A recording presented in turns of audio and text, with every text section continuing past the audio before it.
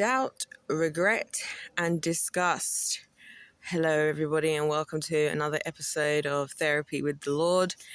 And I fear that this is just going to be the beginning of a very emotional day. And so I thought I would start it off. I know it's not raining right now. I know it's not. I thought I would start with talking to you guys just to try and help unpack my emotions a little bit, because I woke up this morning and I immediately burst into tears. And if that happens,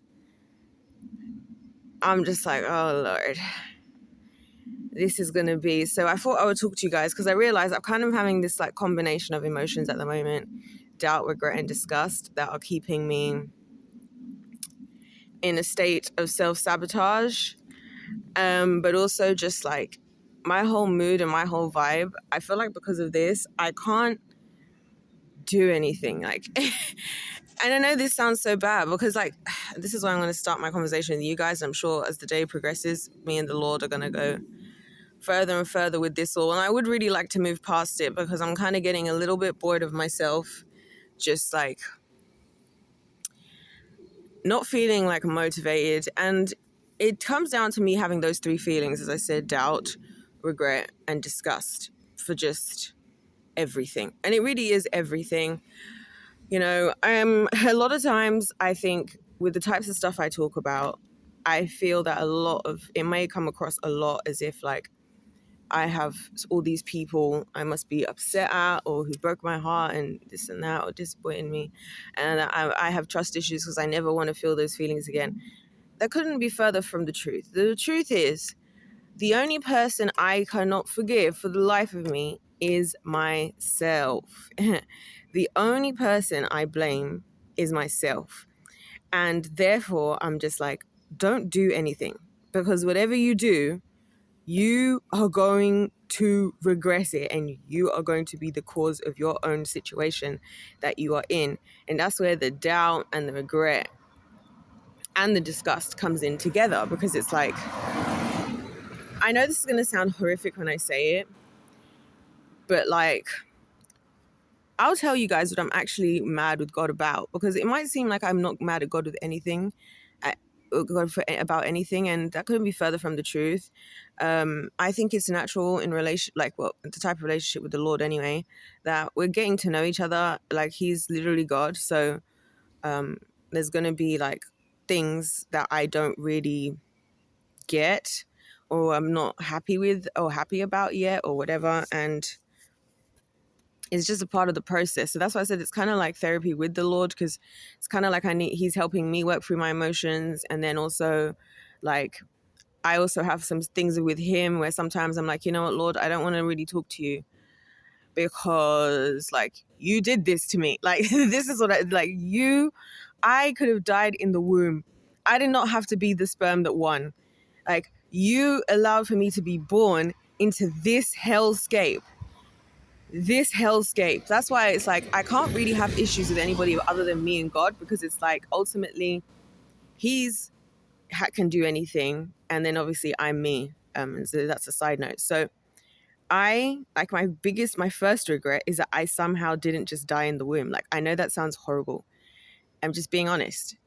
That's my first regret, because I just feel and this is my feelings. There's a difference between the truth and how you feel. So these are my feelings, right? And this is not necessarily what I think, but this is how I feel.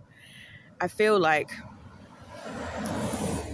it feels everything was always going to be doomed, and I was always going to end up here, and I was always just going to be here and just not care anymore.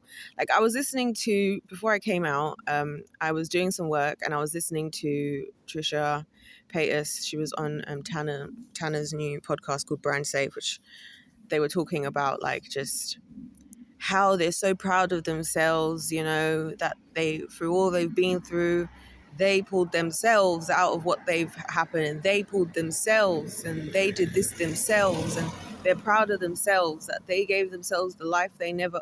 And I was just who gives a crap? And that's probably the first part where I have a bit of an annoyance sometimes when people say certain things, because I realize a lot of my issues are centered around attention. Attention and being seen. And by that, I mean, I hate attention and I hate being seen. I only see the negatives. And any positives to me are like this the starting course before we get to the main where it gets bad. And that's how I feel about that. That's why, like, even right now, right, it's a Sunday morning, and you would think, like, I used to, when I was in London, I really miss this. I used to love visiting a church I've never been to. That's why I've been to so many churches, ironically. And whenever I would do that, I would do it on days like this, where I kind of just wanted to be somewhere where hopefully I'll find the presence of God and not know anyone, not be seen, not be known, because I grew up being seen and known in church a lot, you know what I mean? And, like, especially being a pastor's daughter, which the female aspect of this is a big part of where the disgust element comes into it. Just like the attention, it's just never good. Like, it's never good. Like, that's why right now, like I said, I could be at church. I don't really care. Like, as much as I say the things I say, that doesn't really stop me from going to like another church. Like, I'm not like above the church. Do you know what I mean? Like, I would happily go to any church service. I really don't care. I'll tell you why I'm not there. I don't want to be seen. I don't want somebody to stop and talk to me and say, hi, welcome. Oh, it's nice to have. I already don't want to be here. Like, I don't want to be here. I don't want to be here now because I don't want the attention. I don't want to be asked about what my beliefs are. If I want to come to some group, I don't want to be, oh, this is your first time. And I hate how in church people act as if like there's if you're a new person and this is your first time, we've got some new people in the house. I hate it all in the same way I hate it. Like, I hate the idea of like, this is why I can't re-enter my creative era, because I love being creative, you guys. Like, I love everything creativity. I mean, I'm involved. Like, some of the things I'm not good at, like I like to paint. One of the things that I did the 1 month I took off on my first like full year of like having my own business, I took all of February off, and I went to Tiger, not me getting the like craft store and the club mixed up. Is it Tiger or Tiger? I think it's Tiger is the store. Because Tiger is a nightclub, which we're going to come to that as well in a second, because and I just bought all this stuff for painting. I bought this huge like canvas book with like the proper paint, and I got everything, and I got watercolors, this, that, and I was just like painting, and I was watching Once Upon a Time, and you know, I like to do things. I like to do random crafts. I enjoy obviously singing. I've been really so regretting selling my electric piano, because I realized I would be so far in life had I not sold that piano, or to go to university. Like, that was 11 years ago, guys. I could have had 11 years worth of at least expressing my emotions in a safe and healthy way. But maybe it's good I didn't, because I feel like there's so many things about my life, where I'm like, you know what, low-key, God knew better than me, because thank God I didn't have a piano and start like making videos while I was writing songs, because that's what I'd be doing now. I'd be like, when I get my song ideas, if I had my own electric piano, I would be like, guys, I'm in the middle of writing a song. I'll grab my phone, I'll set it up, and I'll start playing it, and I'll write the song in a video. So maybe it's good that I don't do that. I don't have the access to that. Like, it's the same way that maybe it's good. I regret being in this town, and sometimes I'm like, I actually feel stuck here in a way. I'm not, and I am. As in, like, I'm not, but I am. You know what I mean? Because it's like, where am I actually going to go though? Like, realistically speaking, where am I going to go? Because it's good for me to be here. It's like being under supervision. Like, no one's doing anything. It's all old people in young families. Like, it's not a city. It very much sleeps here. People sleep here. Like, the things come to an end. You know what I mean? There's nothing fun happening. There's no like spontaneous things. Like, it's not a city, right? It's a little town, although it's turning into a bit of a city, but I digress. So, you know, it's very tame. So it's a good place to just keep me tucked away so I can't, you know, get carried away. Because I was thinking about that. I was thinking, like, when I went out to uni, right, I thought, I was like, this is why I think about this moment. Like, I think about my age 16 to 18 a lot, because age 16 to 18, I was all like, I remember like every day I'm like going to the gym, I'm working, I'm going to the gym 6 times a week, I'm studying, I'm going to dance, I'm going to Bible study and church and this, you know what I mean? My outfits would always be on point. I would like put my outfit out the day before, then just before I'd leave, I'll take a picture to put onto Instagram, you know what I mean? Always looking fly, always looking fresh. And I remember I even used to post my outfits on Tumblr, like it's actually crazy. Then I would then post to my Twitter like that. That is actually crazy. Because I remember once somebody at school like was like, "Oh, hey, I noticed that the exact outfit you're wearing, you posted it on Twitter." And I'm like, "Yeah, I know." Like I was feeling myself, guys. I was feeling myself, and that's like more my natural personality, to be honest. This is like the adult effect, right? The effect of just knowing too much. The effect of when ignorance is bliss, whatever the opposite of that, that's what this is. So, everything would just be like on point all the time. And, and then I would like go and I'd be studying and I was like working towards things. I was like 16 and like, all I want to do is be married and have 9 children, because I really did. Like, I really wanted to have a big family. And, just because I just thought it'd be really cool to see what the Lord would do with my genetics and the love of my life 9 times over. I thought that'd be really fascinating to see, because I feel like I've got great genes. I come from a great gene pool. We've got athleticism, we've got creativity, we've got intelligence, we've got charisma, we've got a lot, you know what I mean? So I'm like, what are we going to come up with? And then I just get to be there just fostering these, like, this family, like the conductor of, you know what I mean? And the brilliance, and just be like my children's like biggest cheerleader. And, that was like my vision, like, to build, to have that. And then obviously I was like, I'm going to go I'm going to move out. I'm going to go to London. I'm going to go and dance at the best dance studios. I'm not letting anything stop me. I'm going to be this professional dance choreographer. I don't know how I'm going to do it, but I'm going to do it. And so then I was like, yeah. So then here's me like leaving to London, like 18, like burly 18, by the way, to go and live by myself. And then again, I go out there and I'm just like, here, I'm just the life of the party. Like, that's how I ended up getting into all the dance stuff, because everywhere I went, I was dancing. And like, because I was like, I'm going to make this happen. So that's how I got recruited onto a dance crew. That's how I ended up eventually ending up with being the first ever captain of dance teams, all this stuff, because it was like, I was like, I'm going to go and get it. Like, I'm going to go and get it. And again, I was just feeling the vibe. I was socializing. I was just, I was like, I'm going to take it. I'm going to give it my all. You know what I mean? I was still going to church. I was like, guys, sorry, I can't come out. I got to go to church. You know what I mean? Still trying to be a good Christian. Like, I had so much like good intentions. What the freakity frickin' frack was I doing at barely 18 in the city? London City of all places. What in the freakity frickin' frack was I doing there? Like, who it's like giving a nuclear bomb to a toddler. But like a toddler that's really hyper and that isn't afraid of anything, because that's how I was, yeah? And this is where the doubt thing comes into it, because I've realized that my biggest issue I'm having right now is this little whispering voice of doubt. And I noticed this the other day because I was watching this anime. I've been watching this anime, which again was irritating me about the attention thing, because it's old. I'm watching Bleach because it's quite old and it started or whatever. Actually, the animes of now today are still the same. Like, there's 2 characters in there, 2 of the female characters with big boobs, right? Which again, I'm like, where is that in Japan? I'd love to know. Same place, by the way, who prefers people with fairer skin. I love that. I love how everybody loves everything about black people except from our skin tone. But we won't talk about that. We won't get into that. But that's another chip I have on my shoulder as well these days, this racism thing. I'm getting a little bit bored of it. I'm getting a little bit bored of people picking and choosing when they love black people and when they don't. Like, all races. But we won't get into that today. And then this girl with these big boobs and all this, and I'm just, oh gosh, this again. I'm like, this again. And like, this what the characters, this wasn't even about to be what I was about to say. Was it? Yeah, it was. Yeah. And like the characters in the show are like, oh my gosh, they're equating boobs with beauty. And then one of the characters, like, it's not fair that she gets to have beauty and brains, in reference solely to her breasts. Guys, do you know, this is where the disgust element comes into it.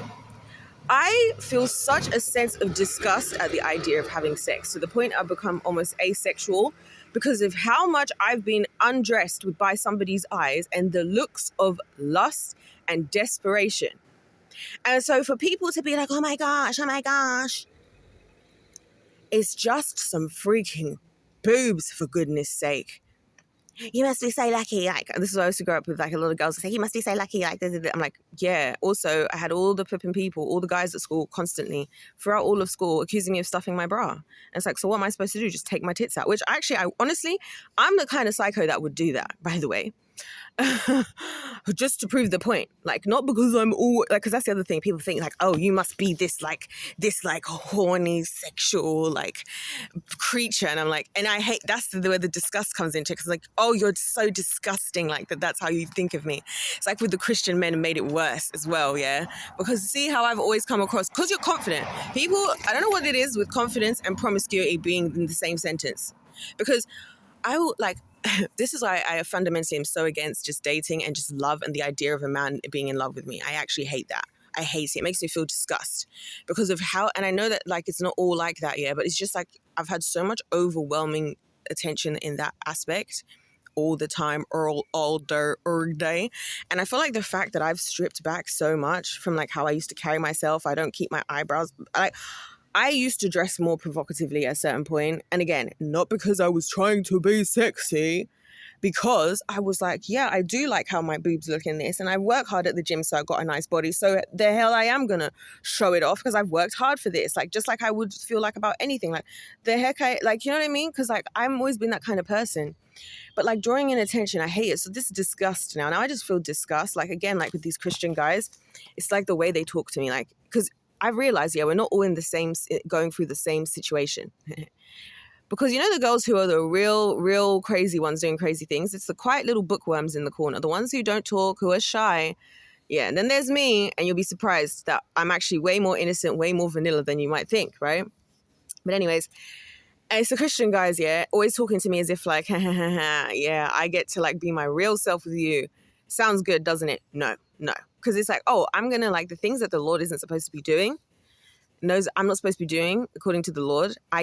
You seem like the kind of person I can do them with, and you seem like the kind of person that would like keep it to yourself, as if like this is supposed to be some fun, cool thing about being a dirty little secret. It's disgusting. It's disgusting. Like, I want to be treated as a human.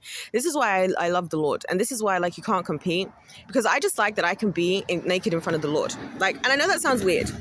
I just like that I can be naked in front of the Lord, and it doesn't matter. Like, it doesn't matter because it's not thinking, oh, but you're a woman and I'm a man and men have needs and men have this and men.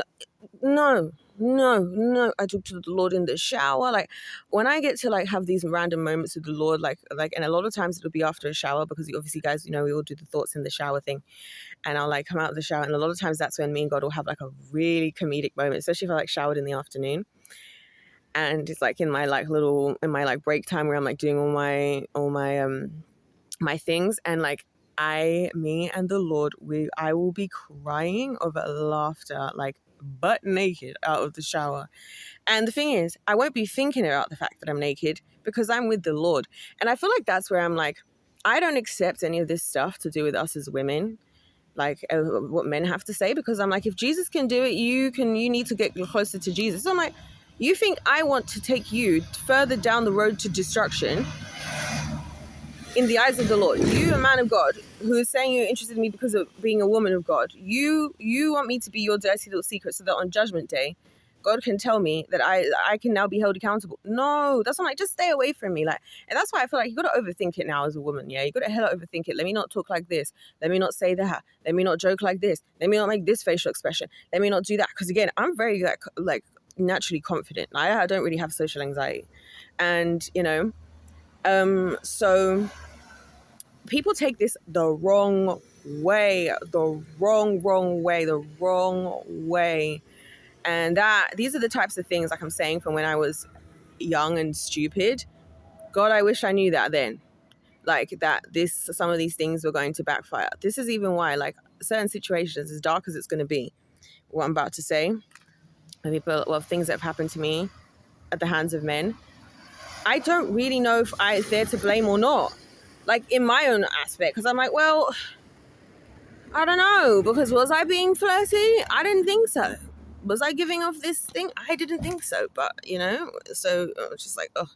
So that's where the disgust element comes into it, because I become so just disgusted at the idea. I've just been like, I haven't, obviously. Okay, it's not obvious because I'm sure everybody thinks this, but like, how do I put this?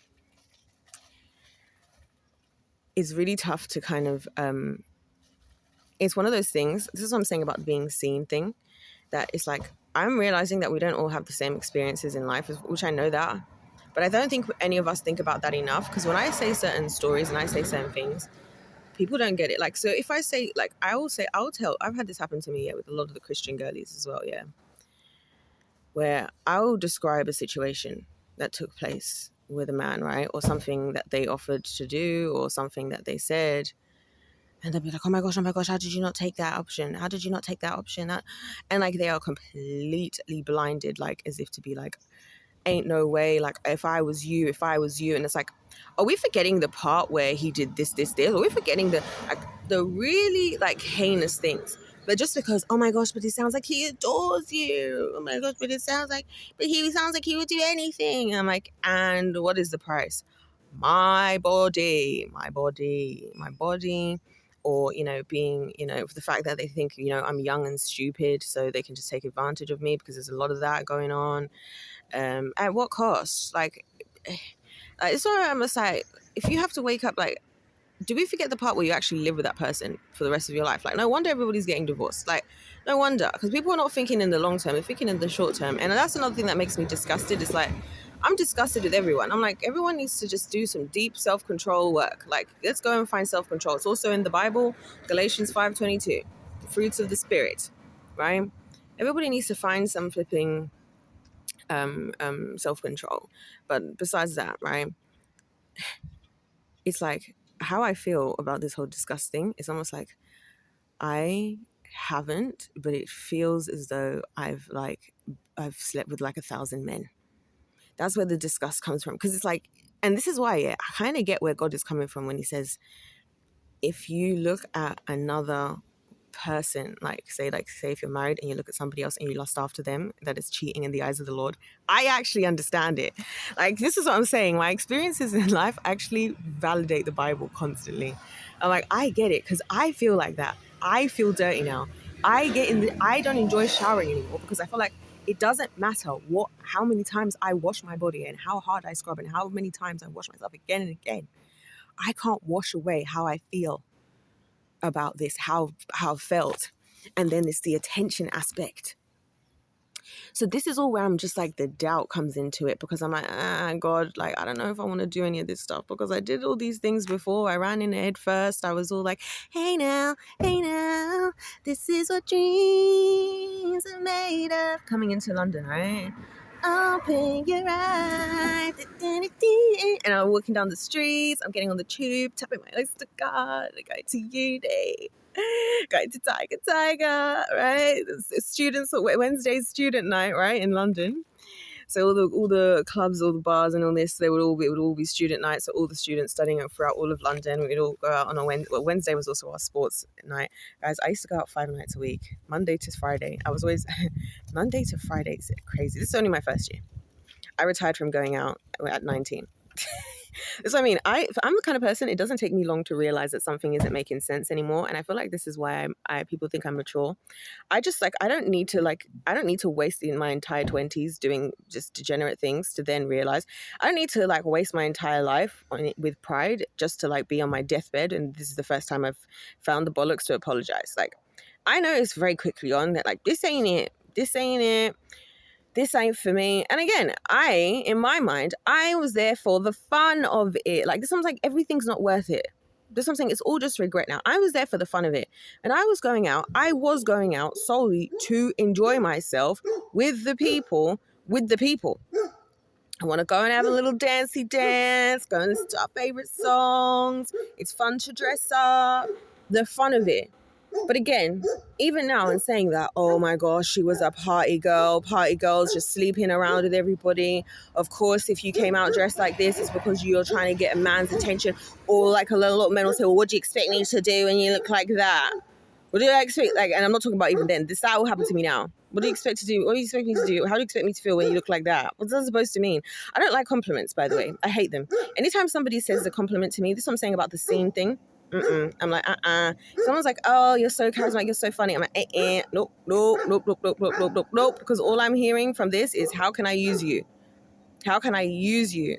Like, and that goes for that goes for everything. If someone's like, oh my gosh, you're so good with kids, the next statement, like when people hear, right? I know people mean well when they say this, But these are the parents that have given me the biggest headache throughout the years. A lot of the parents who I've helped in the form of tutoring as opposed to through my job. Like this happened the other day. A lady that I know from here bumped into her, and she was like, "Oh my gosh, hey, yeah, so and so, my kids, they need help with this. Yeah, obviously, I'll pay you, whatever, I'll pay." And it's like, here I'm a teacher, and the first thing you think about is how you can utilize my services. You're a dancer. Oh, show me a dance move. Like everything you say, the immediate like response from people is what they can take from you or what they can get from you as a result of the thing that you do. Oh, I love cooking. Oh yeah, I'd love to taste some of your food.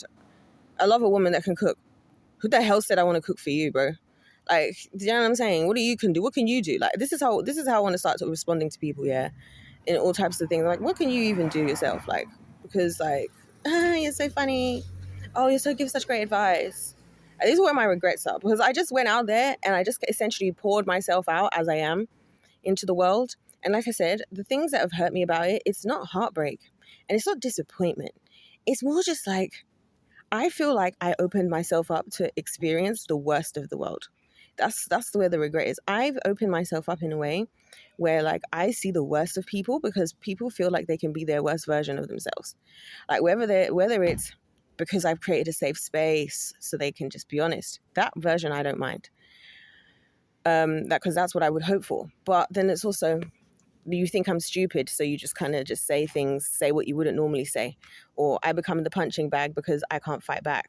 I'm really annoyed that brass knuckles are illegal in this country, because that's what I would love. I would love to wear a nice pair of some sharp brass knuckles, because the amount of times I wanted to punch somebody in the face, yeah, and I'm not a violent person, but it's just like, what do I need to do to get some respect around here? Like, to be honest, because like the way that people will just use you as a punching bag, like even the other day, some conversation with somebody, and they were like, oh, well, I just thought I could. And I was talking to them about like, I don't appreciate the tone, because I was upsetting me. I actually cry a lot, and I'm actually quite sensitive, and no one ever realizes that because no one really cares. And I am good at absorbing things. It's kind of because it's just been what I've always had to do. And so I've recently been trying to like explain to people more that what they're doing to me is actually really hurtful. And they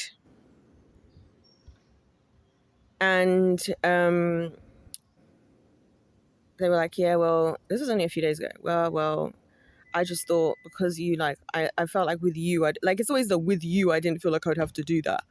Why? And so this is where the regret aspect comes into it. Like, I wish I'd been an asshole from the beginning.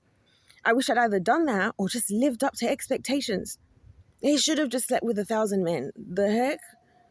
I should have just like, you know what I mean, been the worst version of myself. I should have just been horrible to everybody. I should have just been trying to create division. I should have just created chaos. I should have just been the most unsafe space to be around, the most untrustworthy person. Because what was the point? That's why I don't care now. I don't care, because it's like, look, I know what the world is. That's why where the doubt comes in. This is why I'm mentioning the anime. Imagine I got deterred about the boob thing because it's annoying me. Because even the main character is like, oh my god, and they always zoom in on the boobs. I'm like, seriously, guys, is it that deep? Like, actually, let's get some like, it's just flesh, brother. It's just like inside of me, the kind of person I am. I would want to just go around. You see, like how people go around on social media. And they interview people. I would love to go around with my shirt and my bra off, and interview people and be like, what is such a big deal? They're just boobs. Like, that's the type of thing I would do. That's actually the type of thing I would do. Because I'm like, it is annoying. It's annoying. But the thing is, in the show, like this girl, the main character, right? And this is again why I get just irritated, in life with people. Because I've let the voice of doubt tear me away so many times. I'm like, anything to do with being around people is negative in my head. Right? Because so many times in my life, right, you guys know a lot of things I've had to do. I have done exactly what Tanner and thing you were talking about, like where you got people telling me you can't do this, you can't do this. This is what I'm saying again. Like, I don't know. I feel like, I don't know, like, this whole thing of people like loving to hate you and hating to love you, and like treating you like an idol, and at the very same time like treating you as if like they expect the worst from you. It's the worst combination, because it's like I would just like to be somewhere in the middle, which is what I would call being human. Crazy thought, right? Crazy thought. And recently, I remember it was about like last year sometime, I remember saying to God, I was like, God, I don't understand why I still struggle with so many things. I've known you for this long. I've spent all this time. Like, why is it that I still can't, perform the way I would like to in life? And why do I still suffer and struggle with certain things? And he was like, because you're a human. Why did it take God to be the first person to actually just say that you're a human and like treat me like a human? That's why I feel like I like being around God. Like I just get to be a human. Like I get to make mistakes and not be assumed that I've made, just because I made one, that I make a million.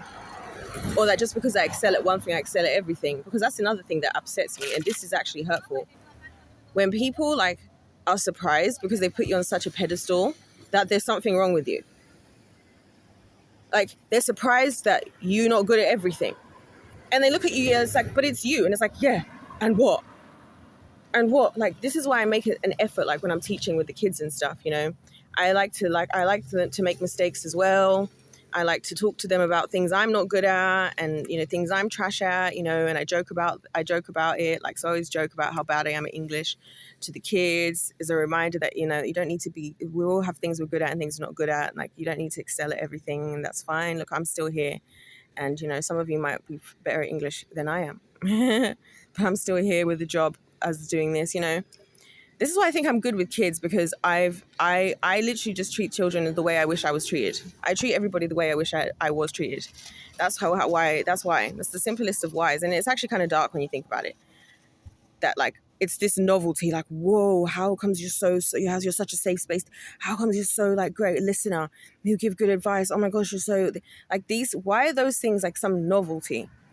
Surely that's how we're all supposed to be, right?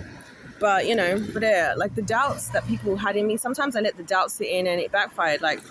And the voices of doubt from other people, right? Because it's like, you can't do this. That's why I was getting annoyed at the anime, the original thing. The main character's trying to do everything, and he's the one who's always putting himself completely out there on the line, yeah, and digging deeper and just not giving himself excuses no matter what. And then it'll be the people around him. It's the same thing like with Job. Like, you need to stop. You can't do this. This is too hard for you. It's like, shut up, because who's gonna do it if I don't? If you're all giving yourself excuses not to, yeah, then who's gonna do it? So if you don't have something positive to say, and if you're not gonna be a cheerleader like you should be, right? Shut up. Like that's how, and I was getting so frustrated, and I realized that, this is something I deal with, and I hate it. And it's like a seductive voice as well. Like, are you sure you can really do this? Like the devil. Did God really say? It's like, and I realize I have that lingering voice in the back of my head at the moment, and that's kind of what's holding me back. And a part of it is just being an adult and just being too aware of stuff. Because when I was 18, I didn't know anything. If I knew London the way I knew London now, I'd be scared. I'm scared now to go to London. I'm scared. Like, this is how it all started. Like, I'm scared of so many things. I was having these nightmares, and my nightmares, they weren't like, oh, like some demons or whatever. No. It was just like real life situations that I'm afraid of. Like, I have these dreams about them that are like things you wouldn't think are that big of a deal. And it could be, for example, like my actual version of a nightmare is I decide to go to a new church and I just want to go and just sit and then just be bombarded with, oh, we just like to take your details just to keep in touch with you. Oh, we just like to invite you to this. Oh, I saw you with this. So how long have you known the Lord? Like vultures. Like, again, it's the same feeling I get walking into a church service that in a church I've never been before, and all this, and it's not always the case, it's the case a lot of the time, and people fussing over you. It's the same way I feel about being approached by a man these days. It's just like, people just want to just access you and just, and it's like, go away, like, go away. I don't want to be seen, whatever version, like, and I feel like every time I meet anyone, I feel like I got to give the disclaimer of like, look, whatever you're thinking, I know it all looks good on the outside. I sound like I got it together. Yo, you're a teacher, you did this, you did that. Oh, wow, you must be this, you must. Yeah, listen, my life is chaos. I'm a chaotic individual. I'm not okay. I hate everything. I hate everyone. I'm horrible at relationships. And yeah, like, let me just give you the disclaimer. It's chaos. And you know what it is?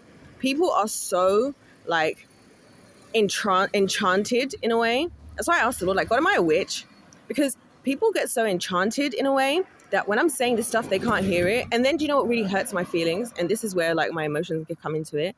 When fast forward, eventually something happens and they realize, oh, she's not got it all together, like as the way I thought she got it all together. And the look of disappointment, it really hurts. It really, really hurts. Like, it really hurts, because it's like, you're surprised I'm a human being. You really, like, because people don't understand the amount of pressure they're putting onto you as well. Like, this is why I've learned the art of not telling people anything and trying to, like, this is why, like, right now I'm out, my legs are not even shaved. You can see a few little ashy marks where I was just scratching my leg a second ago. You know what I mean? Like, my t-shirt's got a little stain on it. I love this shirt. I'm so annoyed because of my bag. So there's a little weird stain on my shirt. Like, I'm not trying to look approachable. I just just give people and still. And this is where I'm like, I can't go back with the history that I've created now. I can't go back and like have told like the younger version of myself to just be small and be inconspicuous, because that's what I would love to do. That's where I'm like, it's too late now. There's just too much out there about me. There's just too much that I've done. Like, it's just a thing where, I mean, there's videos of me on the internet, like at cheerleading, at dance, that are out there, not from me posting them. I mean, I grew up in the age of technology. Everything I've done on YouTube, I have no problem with being held accountable for anything that I did on YouTube, that I was my own consensual uploading. I have no problem with that. And also, I don't really have a problem with a lot of things that are out there, but it's just like more that how people treat you. And I think that's what it is, where I'm just like, that's where the doubt comes in heavily for me, because I'm like, I don't like the idea of being on stage in people's eyes. I hate people looking at me. I hate seeing eyes looking at me. I hate it. I hate it. I hate when people are excited to see me. Like, people are like, oh my gosh, I haven't seen you in forever. How are you? I hate it. I hate it. I hate when someone's like, oh, I shouldn't hate it. But it's just because it's like, how is this? That's the thing. It's like, this is probably going to backfire. That's like the voice of doubt. But then it's like, is it though? Because this is the world I'm living in. And like, it's also the life of a winner. Like, when you like have things, what happens as a result, things just get weird. Like, people just start acting weird in the same way that, like, how we all have all these boundaries and respect, and like, if you're in a restaurant, I don't want there's a crying baby and people get all upset, but then if you see your favorite celebrity in a restaurant, and they're eating, they've gone in for a massive huge bite within their burger, because they're a celebrity, you have no issues walking over to them to try, hey, can I take a photo? No. Why are you asking them? And again, what do you gain from that? Oh, I get to tell everybody I saw a famous person. That's what I'm saying. Boundaries for who? Because boundaries only seem to exist for people who are perceived as others at not having something that people might want in some way. Because it's almost like the more you have what other people want, the more people feel entitled to having more rights over you, your life, your body, than you have. Isn't that crazy? And it's like, the more that you have, the more that people take. People say, oh, you attract the type of energy that you have. That's actually so untrue. People are attracted to you when you like operate on like the kind of wavelength we operate in the kingdom. Everyone's going to be attracted to you, because who's going to be more attracted to you than the blood-sucking leeches? How else are they going to suck blood? There ain't no blood over there. We've got the infinite source of blood through the blood of Christ over here. This is why these people are all killing kids in underground tunnels and doing all these rituals. They ain't got no life force over there. They ain't got no light. People are attracted to the light. And I remember my friend even saying this to me when I was in Italy, the friend I made there, and she was like, something, that people aren't attracted to you per se, but they're attracted to the God within you. And I was like, that's so true. And it is just the world that would always be so wanting of the good things that God created, but still never God himself. Because when God actually comes into the picture now nobody wants to know about it. But it's like, how did I get here? Because of the Lord. Because when everybody was thinking the worst of me, and I'm here crying in the dance studio, I'm here crying at home, I'm crying in the shower, I'm crying outside in the woods, I'm crying everywhere, I have the Lord, like he did this morning, being like, sweetheart, what's going on? Like, and he was talking to me like, he's like in a very gentle, like I feel a very gentle tone of the Lord of like, what's up? Like, what's wrong? Like, and then, then we have our therapy, whatever. And then he's like, you can do this. Like, I'm going to be there with you, like cheering me on, like to keep going. So you now think I'm now going to go and jeopardize that with anyone in the world? Anyone in the world? Do you think I'm going to now go and compromise in my family and compromise with my friends and compromise in my romantic relationship with the Lord when he's the only one, like the only one, until I meet you lovely folks? And some people I've known along the way, you know, God has definitely sent like actual angels, but also just like angels in the, like people who've been like angels in my life. I'm like, thank God that I'm like, I don't know how this happened, but praise Jesus, you know, because I'm so grateful for so many of the people I've met along the way. And I'm like, it's not worth it. Like, it's not worth it. Like, sometimes, and this is where I'm just like, oh, this feeling of doubt and regret and disgust all in one. It's like paralyzing to me now. I almost feel like actually paralyzed. Like, I can't move because I don't want to. I don't want to be 40 and still feeling this amount of regret. It's not fun. I don't want to have to rethink I don't want to have to restart the engine and just try again. I don't care. You know what I mean? And I have doubts. Because the thing is, guys, it's all well and good to say, you know, that you should ignore your doubts. But then when you're living in the consequences of what you created, it will remind you of those doubts that you had and make you think next time maybe you should listen to them. You know what I mean? Like, it's just so many things where I'm just like, even like going to uni, right? Think about this. Like, imagine a different universe where I didn't go to uni because I had a good job. I was working at Decathlon. You guys know it's my favorite job. And I love that job so much. And they had a new managerial position coming up because basically the store manager was leaving to go to, I think, like the Netherlands or whatever. Shout out to Matt. Isn't it funny? Both of my managers are called Matthew at McDonald's and at Decathlon. I just thought. And then there was Matthew who came to fix the washing machine. I've brought up this Matthew who came to fix the washing machine so many times. So my department manager was going to become the store manager. Shout out to Claire. Absolute boss. Like, I love working for her. Do you know why I loved working for her? She was like the type of person where she works so hard that you are like, I need to level up. Because this woman would work. I would have to send her home. Like, I'd be like, Claire, can you go home, please? Because she would be there the whole day, yeah? And she worked hard. She was the hardest ever working person. And she was so sweet. So sweet. Absolute freaking badass. Love Claire. And so the fact that she was my department manager, I was on fitness, and I love me and Claire. Shouts out to Claire. So I think she was going to become store manager. So then somebody could have become like the manager of my department. Are you kidding me? The manager at fitness. I loved working at Decathlon. I loved it. I got to have all the workout machines because we had all the fitness, dance, and gymnastics, all the equipment and clothing in the store. That was the dream. Like, I loved working on that department because people coming in, they're buying a treadmill, they're buying dumbbells. We had like 8 different lengths of shorts you could buy. Like, I'm like, I love this here. Oh, and swimming.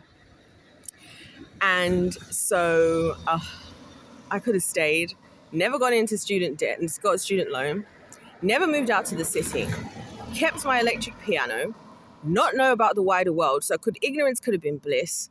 And maybe I would have just made music organically, worked myself a nice little normal job, got my life together, you know, and been, you know, just living a humbler life. And a lot of things wouldn't have had to happen. But now I'm here and I'm like, why? Like, why did I have to be born? Like, why did I have to be born? Like, why? And then like, I feel like it's as well, yeah. And this is the doubts. It's like, I've realized that like we really do live in a society where some people really get every excuse in the book made for them, and other people really have to like defend the bare minimum. Like, I'm one of those, like, where it's like people have to dissect my entire life before they give me any sense of credibility. Right? So for example, I did a degree, obviously in chemistry, as you guys know, accredited by the Royal Society of Chemistry and whatnot and what have you. What that means is there's a few things about that. Not all chemistry degrees are accredited in this country by the Royal Society of Chemistry. What it means is you're automatically a member also of the Royal Society, or like I can't remember what it's called. So there's like an official title. I have like a not like a doctorate, but it's like I can't remember. And if I just sign up to the yearly subscription, I can even upgrade my status, right? And we have to do all these competencies as a part of the accreditation, which means you have to work with all the different like machineries, you know, like the HPLC, you know, high performance liquid chromatographies. I think that's what HPLC stands for. was it laser? I don't know. I get them all confused. Like, but like you have to work with all this different equipment. Yeah, this fancy science equipment, which is so cool because they're like, guys, this is like 10 million pounds like equipment. I'm like, this is so cool. Like, again, it was so much fun. Like I say, guys, everything. Have you noticed that everything I ever do, I actually am just in it for the fun of it. So the fact, like, this is why I think everybody's no fun. Because it's like the fact that things get made into something that just is no longer fun anymore. Like, it's like, oh, science, now we want to go to Mars and we want to beat God. And like, science is so much fun, though. Can we just do like fun science? Like, there was a group of kids, like students in a university in America who figured out how to reverse boil an egg. I'm like, that's sick. We want to find out how we can live longer. And I'm injecting like that guy, Brian, whatever his name is, who's injecting himself with his son's, but this guy, the other day was talking about how his face was pink, yeah. He's injected himself with his own sperm. I'm like, you know what? And the guy who injected himself with his son's sperm because he wanted to see if he could reduce, so now he technically is living 5 years longer than, I'm just like, you know what? We just have to ruin everything, don't we? Like, realistically speaking. It's like I said about going out. Like, that's why I retired going out. You know what I used to do? I would just leave. I wouldn't even tell my friends I was leaving. I would just leave. And they would be like, oh, no, where did you go? Because you know what? If I say, oh, you should just stay. And it's like, you know what? No, I don't want to stay. Because then fast forward, like a couple years after that, I remember my housemates were coming back and they were like, oh, we went out. Then the rugby guys started beating up the girls and this. And I was just like, you know what? Or like the time in this town where like the girls came from London and then the guys from this town who think that they think they're the real gangsters. Yeah. And it really makes me laugh. And they really think, yeah, they are like the real hood niggas around here. Yeah. And I'm like, you guys don't know what you're talking about. Okay. But whatever. And the girls from London were here. Mate, the flipping guys from here at one of these parties, I wasn't there. I was no longer hanging around some of these people. The guys from here quaked. The girls from London were here smashing bottles and bottling the flipping roadman from London. We can't just even have parties. You know what I mean? We can't do anything. Like, even church. People have to be all up in your business. We can't even just like, can we be here for the Lord? It is too hot to be sitting under the sun. You know what? Sorry, God. I apologize because I was saying, God, please don't let it rain. And I really don't want it to rain because I want to sit for as long as I need to. But then now I'm complaining about the sun. But I can't do the sunshine, babe. I can't do it right now. It's just too hot. Anyways, I actually might do a part 2 and then maybe I'll change locations because it is kind of, I should go sit under the tree over there. Shall I? I don't know, I'm feeling a bit vulnerable. You see, the thing is, when I feel vulnerable like this, it's weird. I don't want to be at home, but I also don't want to be too far away. And I also don't want to be too in some place. I just feel unsafe. So I'm just like, oh, where do I go? I think I'm going to have to move because I can't do this. I can't lie. I actually can't be asked. And also the church folks are finishing because I can tell. Yeah, I'm going to need to go. I'm getting agitated. So assuming that I don't come back, that's at least the beginning of my therapy, and maybe we'll come back, but I probably will come back. But just in case I don't, I just like to finish off this first part of this video by saying that, like, I don't know, this is where my feelings are anyway, because I'm like, I guess it all goes back to, it's almost like as soon as, yeah, I need to leave. I can't do the sunshine thing now. It's actually taking me off. Like, I actually can't be asked. Okay, are you going to cover up or nah, the clouds, I can see what they're doing. We're going to the shade, mate, because I can't do this. I'm going to get too hot and then I'm going to get bothered. Listen, I just lived through the heat wave and I'm proud of myself for that. Hold on. I need to switch my bag into the other hand. Okay, that's better. But at the end of the day, yeah, it's just kind of like, before Adam and Eve, yeah, before they did what they did and we cascaded everything into the chaos that it is of today, we could have all just been having fun, doing things God's way with healthy boundaries, so things could be enjoyable and not degenerate. You know what I mean? Enjoyable and not degenerate. Like, you know, we could enjoy the world and all the things of the world, you know, and the great foods and the great places without being overindulgent, without overfeeding ourselves and just doing everything on steroids. You know, we could have things like banquets and parties without there always being some assumed delinquent behaviors involved. You know what I mean? We could have families without dysfunction and hidden secrets just so we keep up the facade.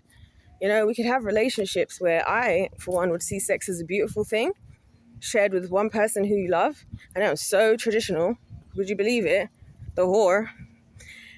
And not just this thing we just do with everyone. Because I'm also like, what's the interest in that in the first place? Like, when I tell you, I've been reset to factory settings. This is the funniest part. Do I sit there? But the thing about sitting there, because this is nice under the trees is lovely. I've been reset. There's no need for a part 2, is there? If there is, guys, we'll circle back. Because I feel like I've explained enough, my point here. And I already have to hit upload on the videos of the last 4 days that didn't get uploaded. And now add to this. But you get the gist of what I'm saying here. Like, so I'll get back to you guys and whatever this is. But we're going to need to, like, now that it's like June and I feel like it's the end of the year. It's the end of June. It's not the end of the year, but it might as well be. That's how fast the year's gone, right? I'm like, okay, now I need to actually get out of this pit of whatever the hell this is that I'm in. I need to actually, like, I need to find a way out. I need to find something. Like, of course, we got revolution, you know, children in underground tunnels, orphans, all of that, and then promised land. And that's the only solution I see. But evidently, I'm recognizing that some of my issues that I'm talking about now, some of them are part of the barriers potentially. That's what I'm realizing, because I'm not where I need to be, because I need to be in a place of just zero doubt and just no regrets. And I need to, like, fall in love with the idea again of, like, caring about anything and anyone and myself, you know? Because otherwise, how am I supposed to do this? Because once I actually do this, there is no going back. Like, I'm one of those people, yeah? I'm not going to do something half-heartedly and then quit. So if I know I won't step my foot out to do something, if I don't know I'm doing it at 110%, I'm not the type of person who's going to, like, start the marathon and then quit. If I'm going to do the marathon, I'm getting to the end. I'm not going to be like, oh, at least I got halfway. I'm not like that. That's just not my personality. That's just not me. I will spend as much time. If it takes me 10 years, I will spend the time thinking, because if you don't, you won't be able to see it through to the end, you know? And so that's why I shouldn't have come out from under that tree, man. Why am I here? That's why I can't just, like, oh, just hope for the best and push forward. No, I need to literally remove any doubt, any regret out of my heart, and disgust, to be honest. I need to, like, you know, love the things that God created to be good again. Because I also think partying is. And I think I would throw the best party. But then now I'm just like, do I want to invite anyone? Because, like, are people just going to make this an opportunity to just, I don't know. Because there's a lot of things I have to say about a lot of things. Do I really want to throw the party? Because I'm throwing it for us to have fun. Not for this to become some kind of, I don't know where people are going to take it. And, like, that's the thing. That's what's actually sad about it, is at the end of the day, I'm a girl that just likes to have fun. But again, that statement in this day and age, can you understand? I can't live here. I can't be here. So, yeah, anyways, guys, I'm going to go and continue on my day of whatever this is. But can you see my problem? Can you guys see my problem? Where it's just like, you just can't even exist because now everything is so degenerate. And for what? Like, can we not just do things in the beautiful way that God created it, which is actually way better? And that's my thing, is when you do things, the same things that we do, but we do it in the way the Lord does it, it's always better. It's like drinking better wine. Like, I always use that example because when we used to drink the £2.80 Silver Bay from the bottom shelf at Tesco, so you're drinking Montepulciano at the bottom of the mountain in Italy in a vineyard. It's like, that's what it's like. The cheap wine is like us doing things without God being involved, and then them becoming degenerate. Kind of doing the trick, but kind of nothing compared. Because I'm like, if we did things God's way, all the things that we enjoy and things we want to do, they would be just even if you listen to music, like I've been crying listening to worship music a lot last few days, which is probably why I'm crying now, because I woke up and there was a worship song in my head. It's like when you hear like a proper good worship, like that actually comes from a real place with beautiful musicians. Hollywood could never, because that layer of just demonic energy that's in the background is just not there. Anyways, guys, if life's a game, let's play to win. God bless you all. God loves you. I love you. And I'll see you in my next one and at my next stage of therapy. Goodbye.